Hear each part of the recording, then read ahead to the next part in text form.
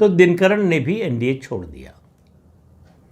अब ये दोनों नेता ऐसे हैं जो लोकसभा चुनाव में भारतीय जनता पार्टी के साथ मिलकर चुनाव लड़े थे। अब ये दोनों भारतीय जनता पार्टी से अलग हो गए।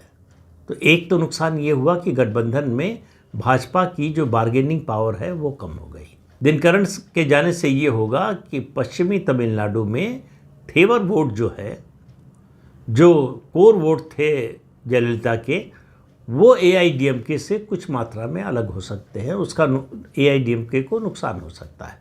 अब ये कुल मिलाकर समीकरण इतना उलझ गया है कि कौन किसके साथ है, कौन किसका नुकसान कर रहा है, किसका फ़ायदा कर रहा है, समझना मुश्किल है।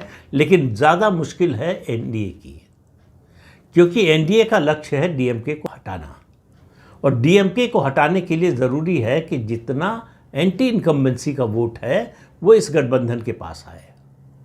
लेकिन उसमें बड़े दावेदार के रूप में विजय आ गए हैं।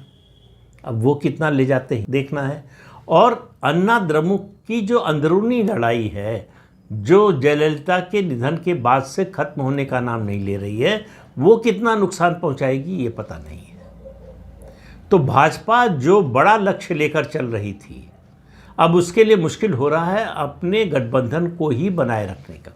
ईपीएस का जो रवैया है वो लंबी दूरी तक साथ देने वाला नहीं लगता।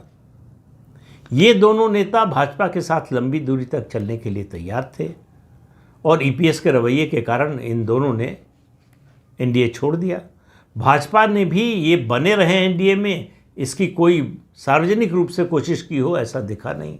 अन्ना द्रमुक में ऐसे नेता हैं, वरिष्ठ नेता हैं, जो अब भी चाहते हैं कि अन्ना द्रमुक के जितने घटक दल हैं वो एक हो। वो घटक दल एक होने की बात नहीं कहते, वो कहते हैं कि अम्मा का जो वोट है वो एक जगह इकट्ठा होना चाहिए, और उसके लिए घटक दलों का एक होना ज़रूरी है। लेकिन ईपीएस और ओपीएस और दिनकरन का झगड़ा ऐसा है, ओपीएस और दिनकरन एक खेमे में, ईपीएस एक खेमे में। पार्टी पर कब्जे की बड़ी जो है कटु लड़ाई हुई थी, और उसके बाद ईपीएस जीते हैं। अब इनको वो चाहते नहीं कि पार्टी में एंट्री मिले इन लोगों को, तो इनसे उनकी बात बनेगी नहीं, पटरी बैठेगी नहीं। तो ये मुश्किल जो है अपने लिए तो ईपीएस कर ही रहे हैं, अन्ना द्रमुक के लिए, बीजेपी के लिए भी मुश्किल कर रहे हैं।